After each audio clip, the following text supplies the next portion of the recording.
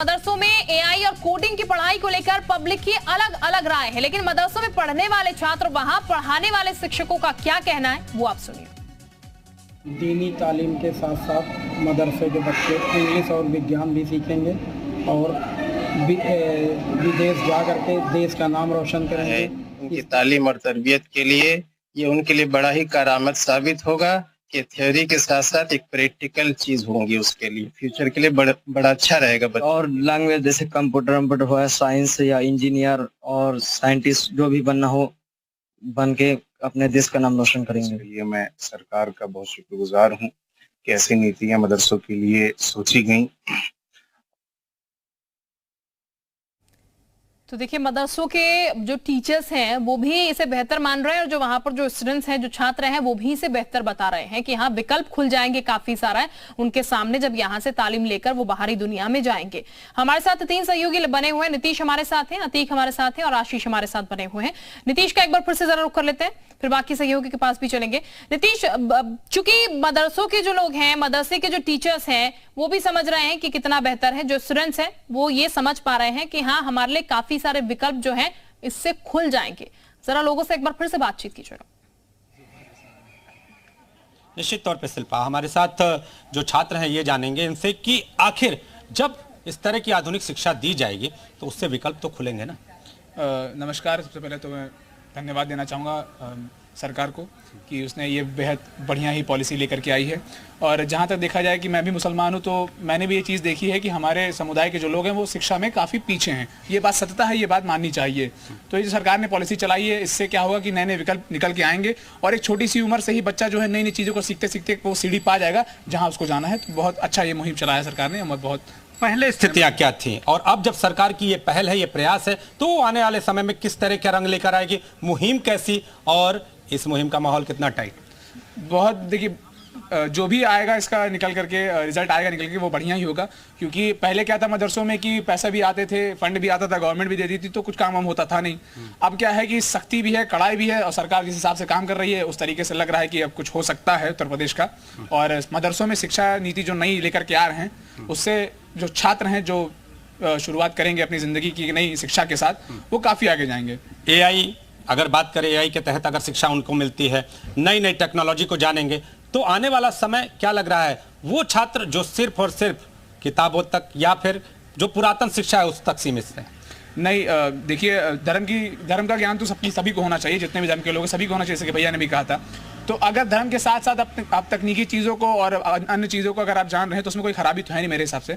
तो ये लाभदायक होगा ही आगे चल करके हमारे फ्यूचर के लिए, जो कि एक बेहतर कल का भारत निकलेगा। तो जो छात्र हैं वो इस मुहिम को बेहतर बता रहे हैं, आप बताइए आपका क्या कहना है? देखिए, मुहिम जो सरकार चला रही है वो काफ़ी बेहतर है, लेकिन जो असर इसका देखना चाहिए, जैसे मान लीजिए कि ये मुहिम तो चला दी है सरकार, मदरसों में नया सब कुछ आ रहा है, वो सब कुछ बढ़िया है, लेकिन कहाँ तक लागू हो रहा है जमीनी स्तर पर, ये पहले सोचना चाहिए ना।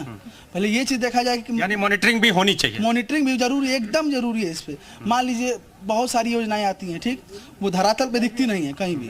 धरातल पे आपको दिखती हुई बहुत से 100 में आपको 10% दिखेगा, ठीक। इस चीज़ की मॉनिटरिंग बहुत जरूरी है, एकदम पहले तो पूरी तरह से जरूरी है मॉनिटरिंग।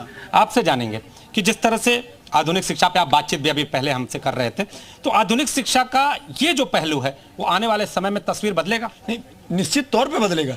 इसका तो मैं पूर्ण समर्थन करता हूं कि निश्चित तौर पे बदलेगा ही बदलेगा, क्योंकि आधुनिकता होती जा रही है, ये मानना चाहिए, हमें स्वीकार करना चाहिए। हमें पुरानी चीजों में अभी बहस नहीं करना, जो पुरानी चीजें क्या थी क्या नहीं थी उस पर चर्चा नहीं करना चाहिए। आधुनिकता है, आधुनिक चीजों को, नई नई चीजें हमें सीखनी चाहिए। और भी कुछ छात्र हैं और छात्रों से जान लेते हैं।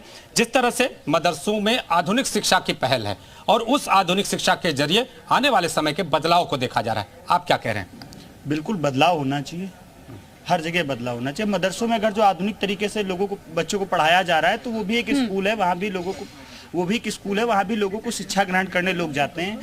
मजहब अलग हो सकते हैं, लेकिन शरीर, खून, सब कुछ एक ही है। तो उनका सीधी बात है कि वो अगर जो उनको पढ़ाया जा रहा है, चाहे जैसे पढ़ाया जाए, शिक्षा ग्रहण करें ना, ऐसा तो नहीं। तस्वीर कैसे बदलेगी, आपको क्या लग रहा है, जल्दी बताएं। बिल्कुल बदलेगी, क्योंकि डिजिटल भारत हो रहा है और वहाँ पे अगर जो डिजिटल रूम में यानी कि तस्वीर बदलेगी यहाँ पर और लोग इससे बेहतर ही होंगे यहाँ पर जो छात्र हैं वहां पर। नीतीश, वापस लौट रहे हैं आपके पास। हमारे साथ अंकित मित्तल भी इस वक्त जुड़ चुके हैं मुजफ्फरनगर से। अंकित का भी हम जरा रुख कर लेते हैं।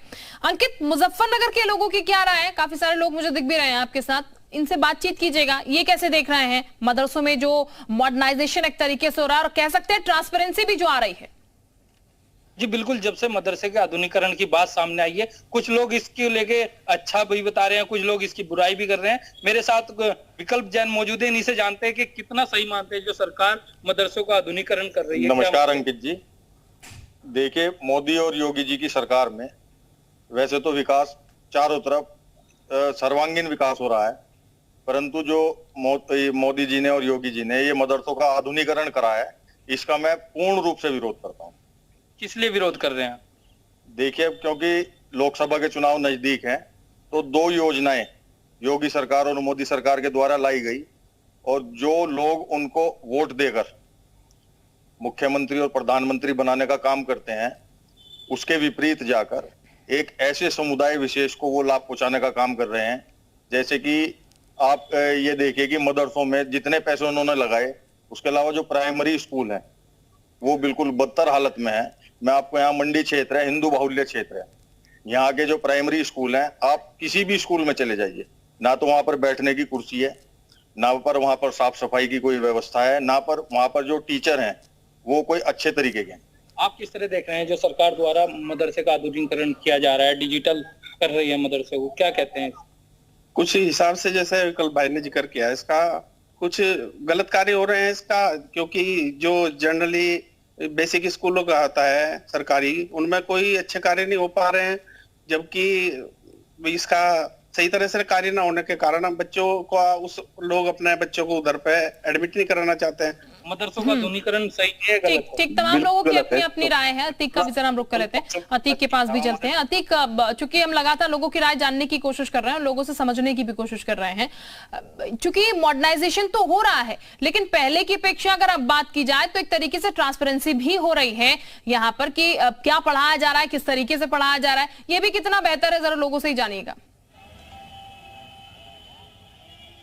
बिल्कुल, लगातार ये बात उठ रही है कि ट्रांसपेरेंसी भी जरूरी है और लोग ये बात जानना चाहते भी हैं कि जो पढ़ाया जा रहा है वो कितना असरदार होगा। कुछ लोगों से बात कर लेते हैं। लगातार मदरसों को लेकर हालात बदले जा रहे हैं। आपका नाम बताइए। नूरुल हुदा। आप भी मुस्लिम कौम से आते हैं। लगातार जो मुस्लिम बच्चे हैं मदरसों में, वो कहीं ना कहीं अब आगे बढ़ रहे हैं, नई टेक्नोलॉजी आ रही है और मदरसों पर ध्यान दिया जा रहा है, कैसे देखते हैं इसको?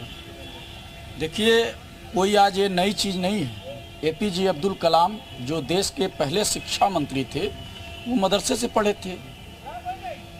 उसके बाद जो है तमाम साइंटिस्ट वीर अब्दुल हमीद से लेकर के तमाम इस देश की कुर्बानी देने वाले लोग मदरसे से निकले हैं। और मदरसे में ऐसा नहीं है कि सिर्फ दीनी तालीम दी जाती है, ये पहले से मैथ भी पढ़ाया जाता है, साइंस भी पढ़ाया जाता है, इंग्लिश भी पढ़ाया जाता है। वो तमाम मॉडर्न यूनिक चीज़ें पढ़ाई जा रही हैं, लेकिन योगी जी के देखने का जो चश्मा है वो थोड़ा अलग तरीके का। सरकार ने सुधार ला रही है कि AI के माध्यम से नई टेक्नोलॉजी रहेगी मदरसों में, जो पहले अब तक की नहीं थी।